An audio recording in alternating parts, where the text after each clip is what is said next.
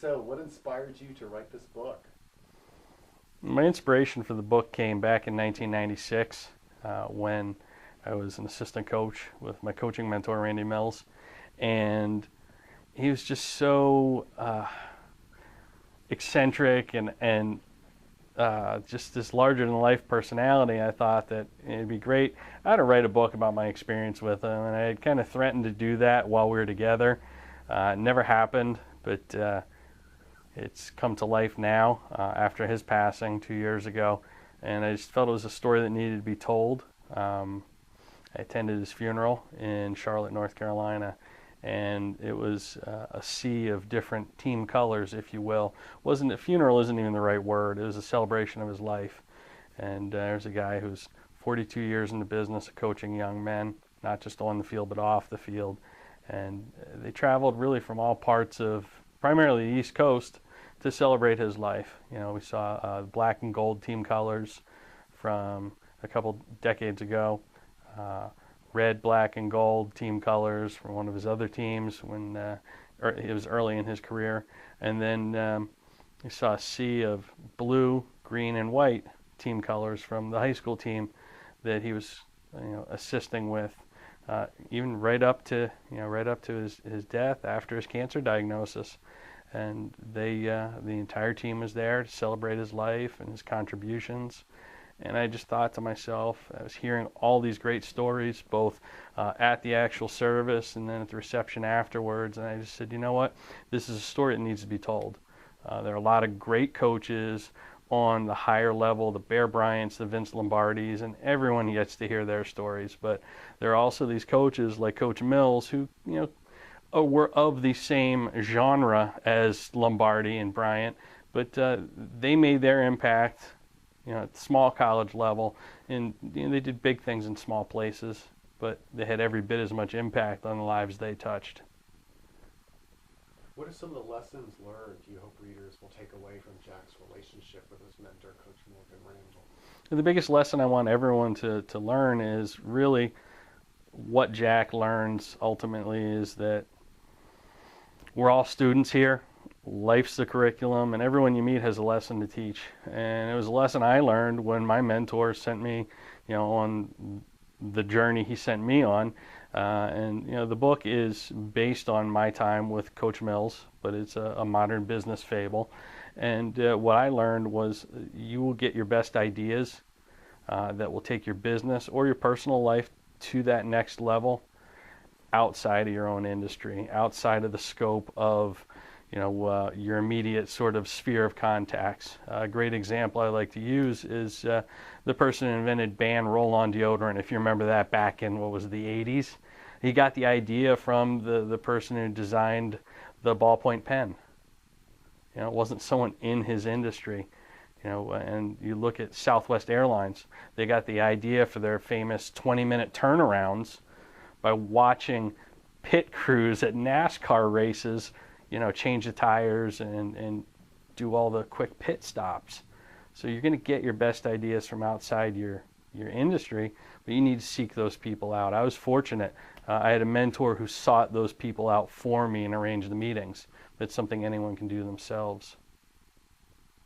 You mentioned the importance of advertising in various parts of the book. What are some of the ways readers can utilize advertising to become a better leader? I think the greatest example is from the chapter where Jack Burton meets with Colonel Duncan, the Marine Corps recruiter, and the Marine Corps slogan is Semper Fidelis, always faithful.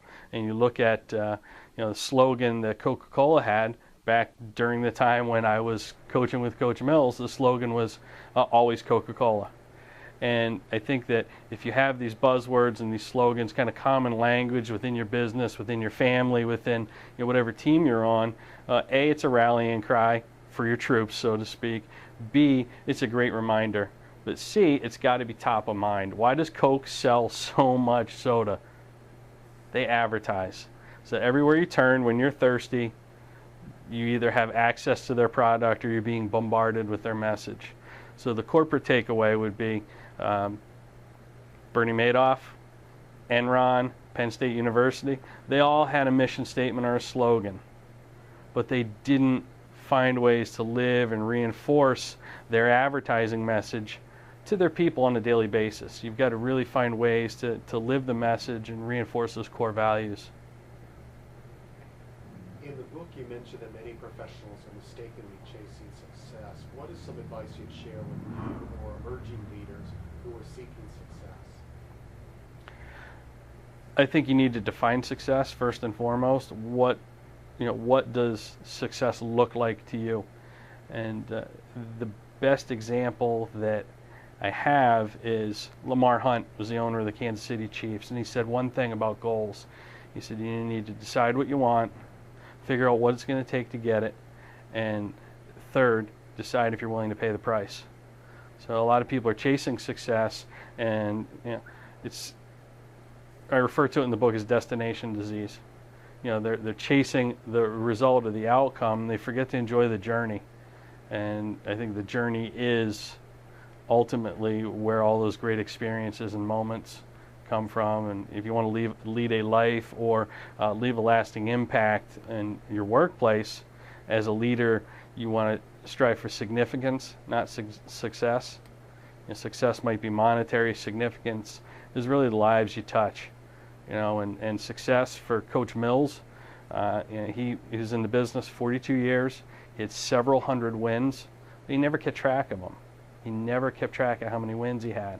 I went back and I counted, looked at all his old record books and his score books, and I counted the number of wins he had, and he would have been in what they call in lacrosse coaching circles the Century Club for 100 wins, 200 wins, 300 win club, and he didn't care about that. I remember we went to the lacrosse coaches convention for college and high school coaches, and they have this banquet, this luncheon every year at the convention where they celebrate the Century Club winners. And I asked him, I said, what year did you get your plaque? And he said, I never got a plaque. I said, what do you mean? You got to have a couple hundred wins. He said, I don't care about that. He said, this luncheon is actually kind of sad to me. I feel bad for those people because they're being rewarded and they're being recognized for just, again, the destination, the result, not the real victory, which is the kind of student athletes you produce. He always said, I'll know if I was successful or not with each graduating class probably 10 years later when I see what they're doing. Husbands, parents, leaders. How can seasoned corporate veterans utilize this book to help them grow their leadership performance? I think if you're a seasoned leader and you have a lot of experience, now more than ever, you need to find new ways to reinvent yourself, reinvent your style, if you will. You're dealing with millennials in the workforce, and if there were ever a person who knew how to deal with millennials or Gen Y, it was Coach Mills. And I just got to see some of the unique ways someone who was, even when he was in his 80s, he presented himself as a very young man. He was able to relate to anybody, whether it was a mother or a father across the kitchen table or a group of high school kids at a recruiting event. I think that you need to really reassess what your contribution to the organization, to your team, if you will, is going to be each year based on your personnel. And that's what college coaches do. Every year they're dealt a different hand, and they've got to go through that self-discovery process. How can someone who's not in a formal leadership role use your book to grow their leadership potential and be an impact player within your organization? Well, I think everybody's a leader, whether they realize it or not. Sometimes you're leading a team. Sometimes you're leading an organization. Other times you're just leading yourself. And the most important form of leadership, self-leadership, because it's the example that you set. That's the example you set for everyone else. What about in Chapter 18 where you talk about how everything matters? Can you explain what you mean by this and why it's significant? Everything matters is a concept I learned from my mentor, and that is really being a social scientist and taking in all the variables in a situation. The example that he gave me was on the recruiting trail. How does somebody show up? How do they present themselves? One example would be if a kid shows up, his hair's a little disheveled, his shirt's untucked, messy kid, he's probably a sloppy player on the field. If he's probably a sloppy player on the field, he might be missing some things academically in the classroom as well. So I think that, how you show up is incredibly important in everything, and just about every small detail matters in an organization. You look at a product launch, from concept to reality, the messaging, the delivery of it, every little detail matters. If one thing's missing, it could mean failure for the whole launch of the product.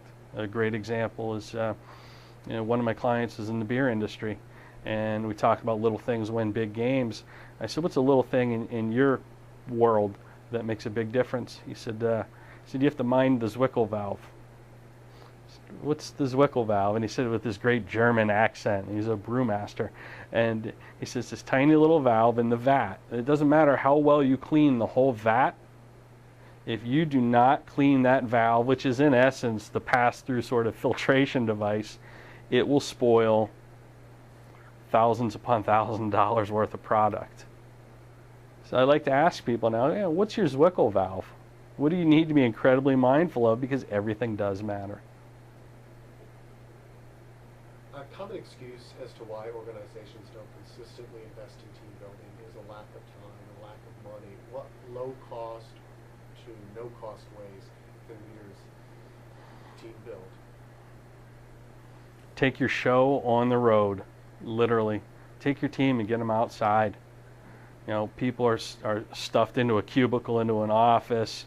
In larger corporations, those cubicles and offices are in departments which, are usually silos. We call them departments, they're usually silos, and they don't get to interact a lot. I think simple thing like, just scheduling an appointment with yourselves, not with the client, not with, other meetings, but schedule an appointment with yourselves where you can get out and, whether it's an outdoor experience. I use the example of orienteering in the book, Seeds of Success, whether it's something like that or something as simple as breaking bread together, team meals. I have a client who they recently underwent some downsizing and cost reduction efforts. One of the things they did was they eliminated one of their 2 cafeterias.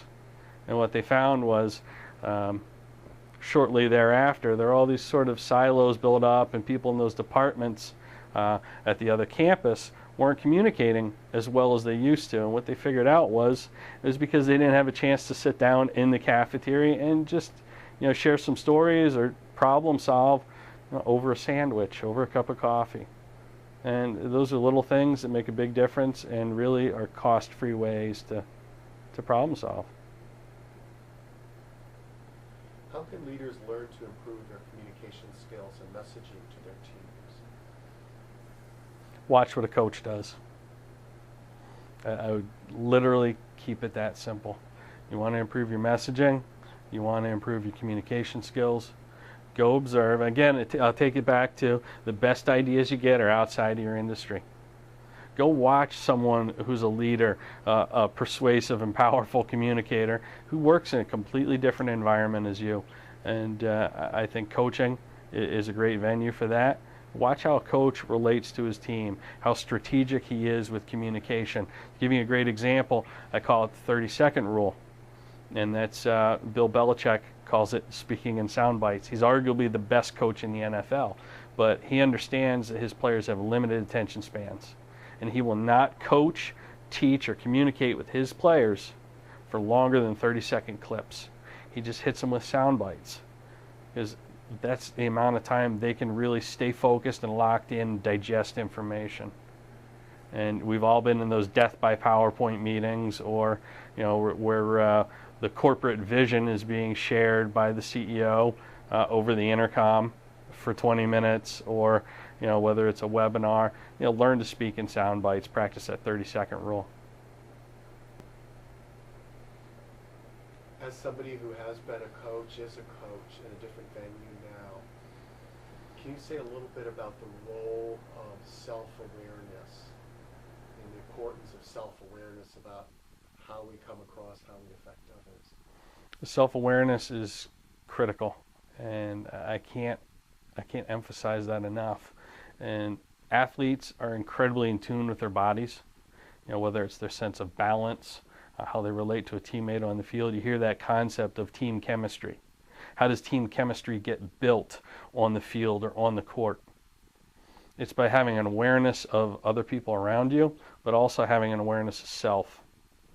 And when you have that self-awareness and you're clicking with a teammate, whether it's on the field or in the work environment, you can almost anticipate their next move and respond accordingly. So I think if you're very self-aware, you can learn to be more aware of what's going on with other people. And it could just be a quick check-in, just check in with somebody right away and ask them, hey, scale 0 to 10, how you doing right about now? I like to do that with every team meeting that I lead, any group that I'm doing any facilitation with. Fist to 5, how are we? Fist to 5. And the takeaway for any leader is that if everyone's at a 4 or a 5 and Bob in accounting is at a 0 or a 1, I would hope you're going to communicate with Bob. You're going to coach him up a little differently than you would someone who's already at a 4 or a 5. You're going to talk to them differently because you have that awareness of where they are at that moment. And that's what coaching is all about. It's really about coaching people and relating them where they are in that moment. One last question. I remember hearing somebody, Dan Kennedy, mention about how coaches, let's say NFL coaches, they do the pregame pep talk and then the halftime pep talk, and saying, you think about if these elite athletes, unbelievably highly paid, need to have like an emotional boost, an energetic boost, what about the average Joe in the workplace? And so from your experience as a coach, can you speak a little bit to the importance of positive emotions in performance? Absolutely. Positive emotions, any kind of emotions, are contagious. And people need to be, again, going back to self-awareness, they need to be aware enough to figure out if their attitude's worth catching. And if it's not and they're kind of cancerous, what can they do to turn that around? There's a tremendous amount of research. Out of Harvard, there's a study in the New York subway system. They found that people who were traveling on the same subway car for 15 minutes, whether they spoke to each other or not, they didn't know each other, whether they spoke to each other or not, their heartbeats got in sync with one another. And it was always in sync at the level of the person who was most stressed out. So if you think about, why positive attitudes are important on the field, and whether it's pregame, halftime pep talk, equally important in the workplace. How you show up, positive attitude, and, just kind of the vibe you're giving off to other people. And leaders need to learn how to biopsy sort of the cancerous cells on the team. Not everybody really belongs on the bus, so to speak.